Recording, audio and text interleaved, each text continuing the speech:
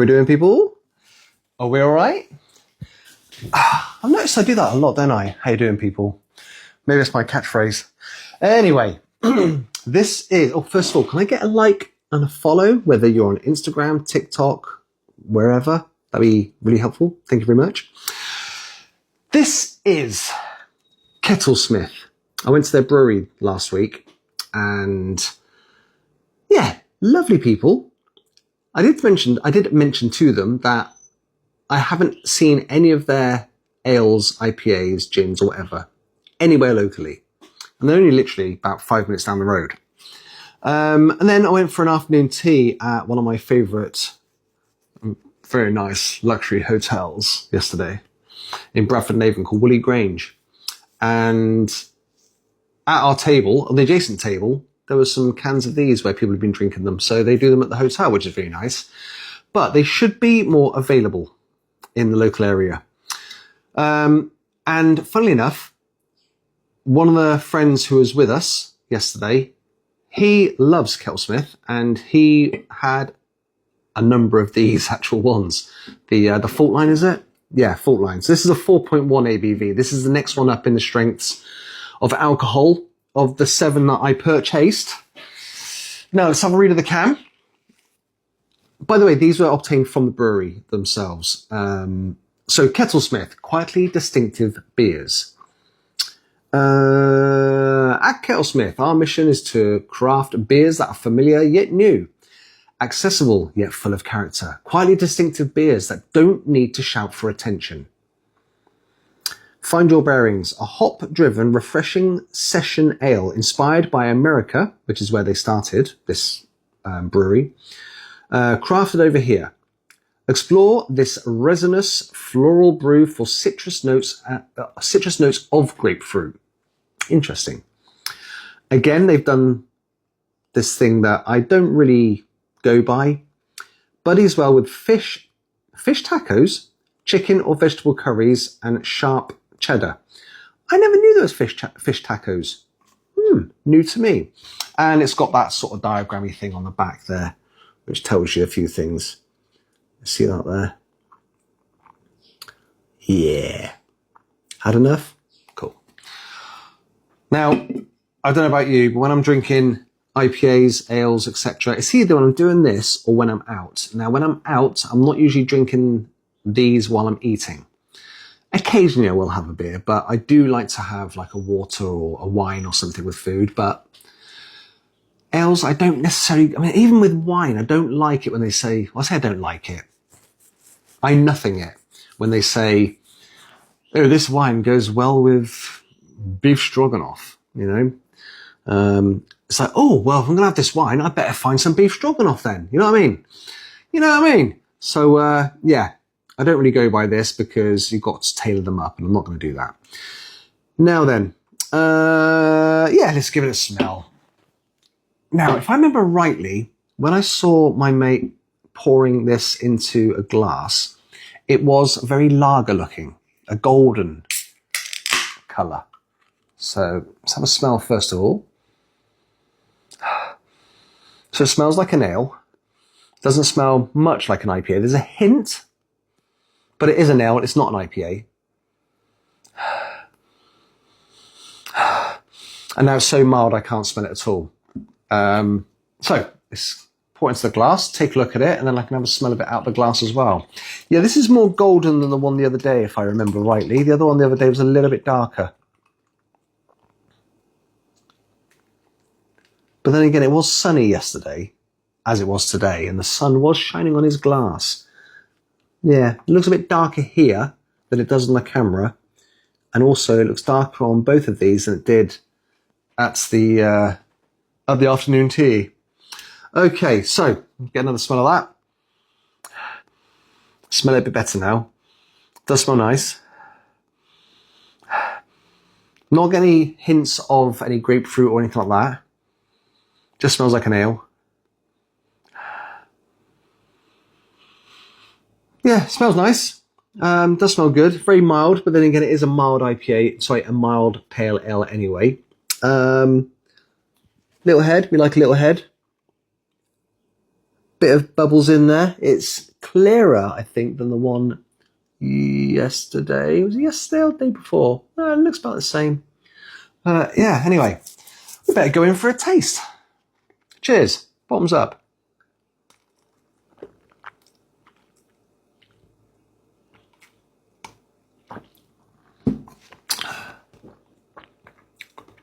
Well, that's very easy to drink. Very easy. Here comes the maltiness. How was the maltiness on here? Not very malty, bitter and hoppy. Yes, it's definitely bitter and hoppy. I say definitely. It is there, but it's not overpowering as some of them are. And I was explaining this to my friend yesterday because I was asked, do I cleanse your palate, even though cleansing palates aren't really a thing, but do I sort of like cleanse before, while I'm doing the reviews? And I said no, because of the afternotes, the hoppy, malty, bitter taste. Now, a friend of mine who was with us, who was drinking these, he said, yes, I know what you're on about. I never thought about that before. So yeah, it's still there a little bit, but it's actually going. It's really nice. So I was a bit distracted by the way the taste changed then a little bit. Let's go in for some more.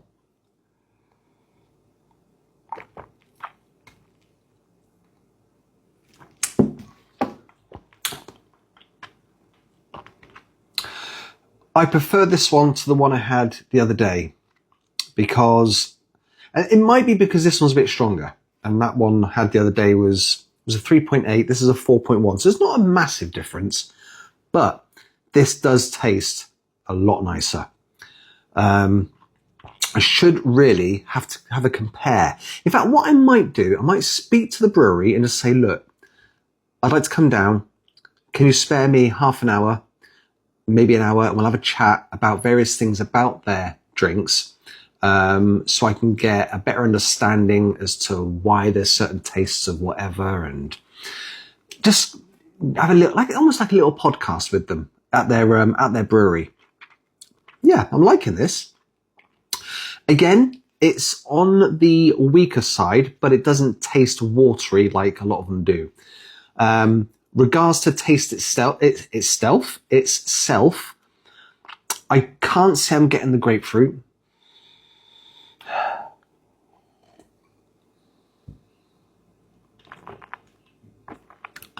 But you never do. It's very, in fact, I've never been able to drink one that says what fruit is on it and been able to identify the fruit. Yeah, I can't taste any grapefruit whatsoever, but that's normal. Floral brew with, explore this resinous floral brew for citrus notes of grapefruit. I'm not getting that, but I like it.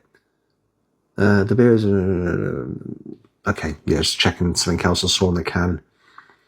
That's fine. Okay. God, I've nearly drunk that already. Let's have a little scoring session. So, I give 1 to 5 for the smell. The smell is very mild. But it smells nice. It smells a little bit nicer than the one, or a little bit stronger, sorry, than the one I had the other day. It does smell nice though. Again, I'm not going to give it a 4. It would get a 3, but I think it deserves a little more. I don't like giving halves, but it's going to get a 3.5 on this occasion. 3.5. Okay, taste. The one the other day only got a 2 out of 5, whereas this one, very easy to drink.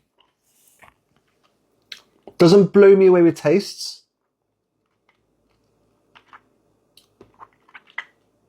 Gonna go with a 4. So a 4 for that one. Now, the aftertaste, hoppiness, bitterness, maltiness. It is there a little bit, but it's not overpowering. It's not ruining the drink like some of them do. It's on either side of the back of the tongue, up towards the roof of the mouth, a little bit at the back of the tongue, right at the back. And I like the ones that fade the more you drink them, or it's very minimal, and this is very minimal, so I do like this. So this is going to get, it's going to get 4 as well for that. So far, not bad. So out of 15, there's a rating for those 3. And in fact, on this one, it's going to get 12, 11.5. Okay. So that's 11.5 out of 15, which is pretty good. Pretty good. I haven't had any get to 15. Now, I also can give it 1 to 3, depending on what I think of the packaging, the can, the bottle, whatever. Sometimes I can't do that because it's on tap, bottles, etc. This one, the one the other day, I gave a 1 because it was quite a boring can. I'd say this is around about a similar sort of style can. I guess that's a fault line. I mean, where did they start? I mean, they started in America, but they didn't tell me whereabouts. So if it was somewhere like, I don't know, where there's a fault line, there's quite a lot of fault lines in America, but down the California, West Coast, maybe that's where they started, and that's why they called one of them fault line.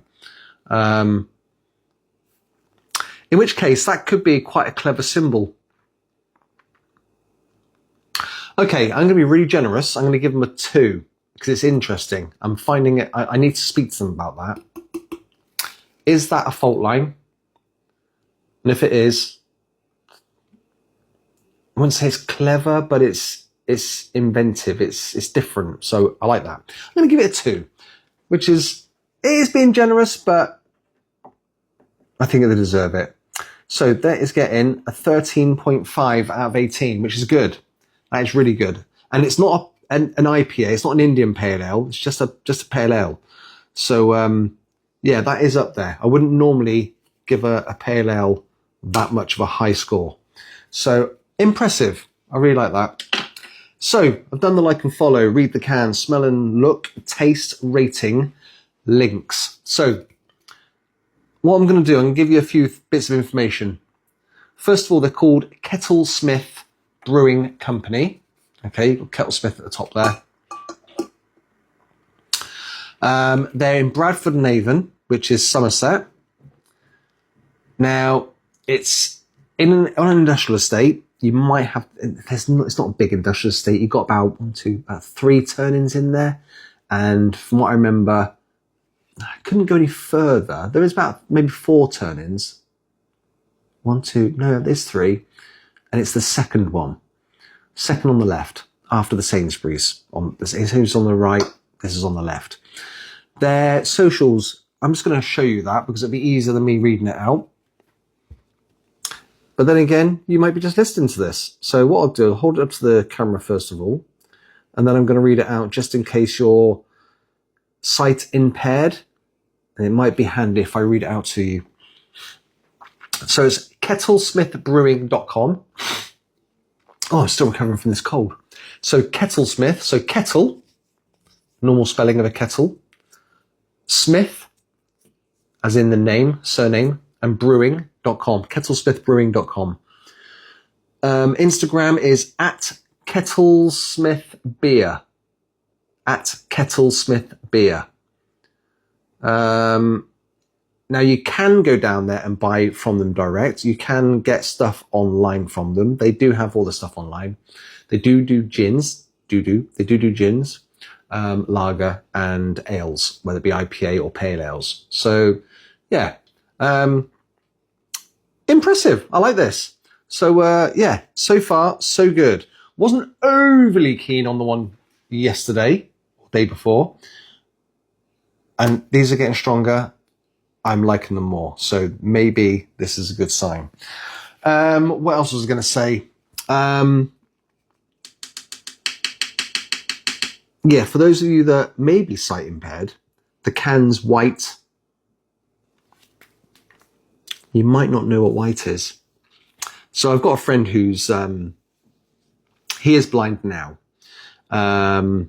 He does know what colours are because he lost his eyesight. He wasn't born without eyesight. So if you are sight impaired and you've lost your eyesight, the can's white.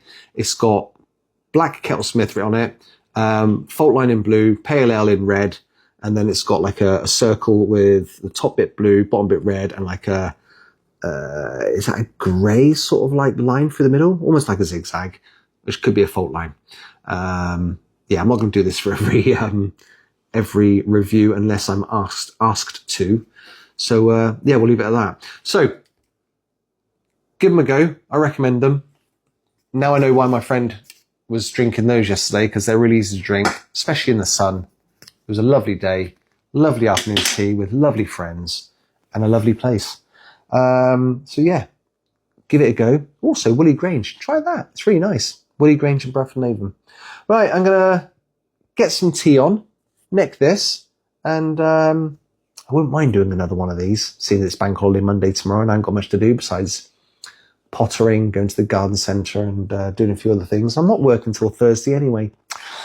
What a bummer, eh? Okay, I'll leave it at that. Take it steady. Enjoy the rest of your Bank Holiday weekend. Peace.